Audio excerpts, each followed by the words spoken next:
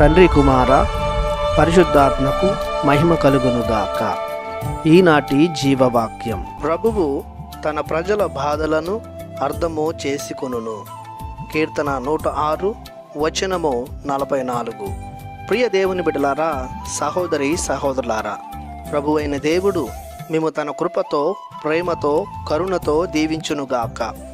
సృష్టిలో ప్రతి మనిషికి కష్టాలు, బాధలు, అనర్థాలు, అపచారాలు, బలహీనతలు అనేవి సర్వసాధారణం.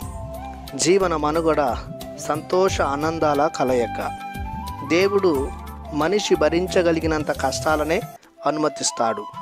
ఒకవేళ మనిషి భరించలేనంత బాధల్లో మునిగినప్పుడు ప్రభువే వానిని తనపై వేసుకుంటాడు. ఇంకా ప్రభునికి తెలియని బలహీనులంటూ ఎవరూ లేరు. బలహీనతలో బ్రతికే వారందరూ దుర్మార్గులను కారు. బలహీనులు అనుకునేవారు బలవంతుడైన ప్రభుని ఆశ్రయిస్తే వారి బలహీనతలను, బాధలను చూచి వారిని దూరం చేయక వారి జీవితంలో తలెత్తే ప్రతి బలహీనత లేదా బాధను ఆ ప్రభువు తొలగించును. ప్రభువు అర్థం చేసుకునేవాడే కానీ అపార్థం చేసుకునేవాడు కాదు. అర్థం చేసుకోవడం అనగా అంగీకరించడం, అనుమతించడం, ప్రేమించడం, పలకరించడం అని అర్థం. ప్రభు కేవలం అర్థం చేసుకోవడమే కాదు, మారు మనసు పొందుటకు అవకాశం ఇచ్చి అనుగ్రహం దయచేసి అనుకూలంగా మార్చుకుంటాడు. బలవంతులుగా మార్చి వ్యాధి బాధలను, బలహీనతలను, శోధనలను జయించుటకు శక్తినిస్తాడు.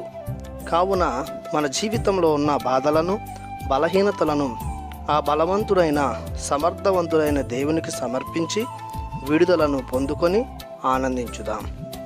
ప్రార్థించుదాము. పరిశుద్ధుడా, పరమోన్నతుడా, సర్వశక్తిమంతుడా, మీ బంగారు పాదములకు వందనాలు చెల్లిస్తున్నాము. మీరు బలవంతుడైన, సమర్థవంతుడైన దేవుడవు. లోటుపాట్లు, లోపాలు, బలహీనతలు లేని పరిపూర్ణులు. మేము ఆశ్రయించిన వారును మీ నుండి శక్తియుక్తులను పొందుకుందురు. బాధలు, బలహీనతలు ఎదుర్కొనే సహనాన్ని దయచేయుదురు. మీ అందు నమ్మకముంచి బ్రతికే మమ్మల్ని అందరినీ అర్థం చేసుకొని రక్షించమని యేసు పరిశుద్ధ నామములో ప్రార్థిస్తున్నాము తండ్రి. ఆమెన్. దేవుడు మిమ్ము దీవించునుగాక. ఆమెన్.